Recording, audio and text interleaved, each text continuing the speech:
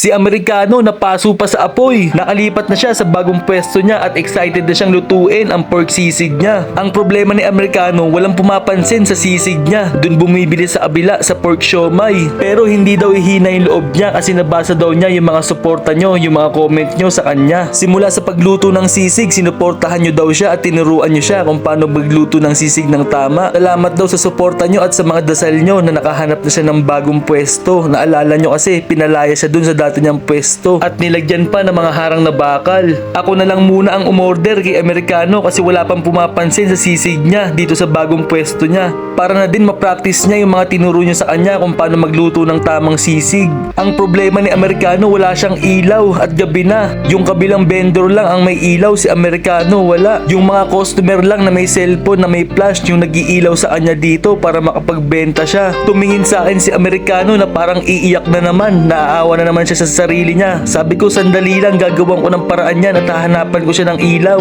Eto na at nahanapan na namin ni OG Matt ng ilaw si Amerikano. Hiniram muna namin to. At dumami na ang order ni Amerikano. Naglabasan ni mga customer niya kasi hapunan na. Sisig rice kasi ang benta ni Amerikano kaya bagay ito sa hapunan. Dumami na rin ang order ni OG Matt sa kanyang overload Hungarian sandwich. Grabe talagang overload talaga, napakadaming cheese. Eto naman yung pork sisig ni Amerikano na tinuro nyo sa kanya yung recipe. Maraming salamat daw sa suporta nyo. Abangan nyo sa susunod, sinama namin si Amerikano sa Star City. Nag roller coaster kami, sobrang saya.